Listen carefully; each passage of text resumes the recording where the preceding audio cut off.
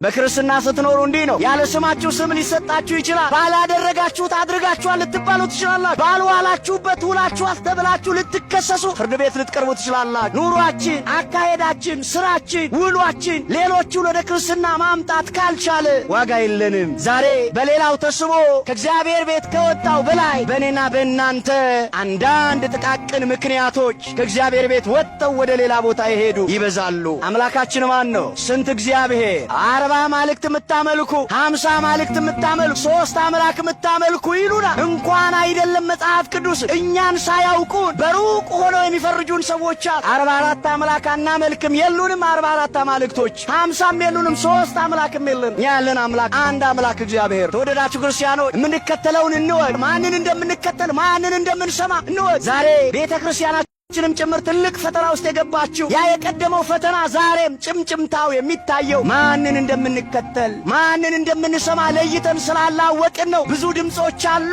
ብዙ ድምጾች በዓለም ላይ አሉ። ወደ ራሳቸው ሊስቡን የሚፈልጉ ብዙ ድምጾች አሉ። እውነት ልንገራችሁ፣ ብዙ ድምጾች ቢበዙ እንኳ ብዙ ሁካታዎች ቢኖሩ እንኳ ረፍትና ሰላም የሚሰጠው ግን ከዚህ መቅደስ የሚወጣው እውነተኛው ድምጽ ብቻ ነው። እግዚአብሔር ስሙ የተመሰገነ ይሁን። ያለ ስማችሁ ስም ሊሰጣችሁ ይችላል። ያላደረጋችሁትን አድርጋችኋል ትባሉ ሊሆን ይችላል። ነገር ግን እናንተ ከሌላችሁበት በሃይማኖታችሁ ጽኑ። ማንም ነገር ምንም ይበል፣ እናንተ ከሃይማኖታችሁ ወደ ኋላ እንዳትመለሱ። ብዙ ወደ ኋላ የሚመልሱ ብዙ ጉዳዮች አሉ። ብዙ ርዕሰ ጉዳዮች አሉ። ሕይወት ውስብስብ ሆናብራለች በተለይ በዚህ ዘመን። ነገር ግን በሃይማኖታችሁ ጸንታችሁ ኢየሱስ ክርስቶስን ጠብቁት። በዚህ ዘመን ቀጠሮ ይያዛል እንዴ? ሰው ተኝቶ መነሳት ባልቻለበት ዘመን፣ ሰው ወጥቶ እንደ ከብት ማስታወቂያ እየወጣ እገሌ የሚባል ሰው በይሄን አይነት ልብስ የለበሰ አፋልጉኝ ማስታወቂያ የሚለጠፍበት በዚህ ዘመን እንስሳ አይደለም የሚጠፋው እኮ ሰው ወጥቶ መግባት ባልቻለበት በዚህ ዘመን ታዲያ ለምን ወደ ክርስቶስ መቅረብ አቃተ? ውድ የሆነውን ነገር በገንዘባችን ገዝተን እንበላለን። በነፃ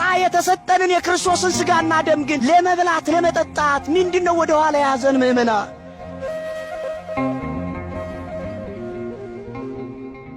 በስመ አብ ወወልድ ወመንፈስ ቅዱስ አሃዱ አምላክ አሜን።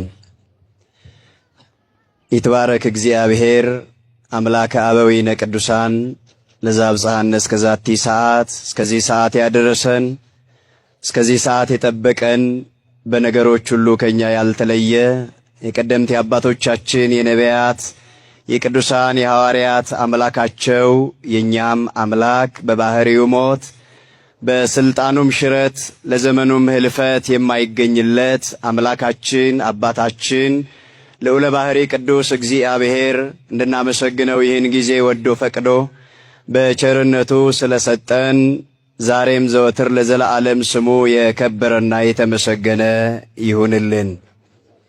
እጅግ የተከበሩ አባታችን ክቡር መላከ ፀሐይ መምህር በቀለ ተሰማ እዚህ ታላቅና ጥንታ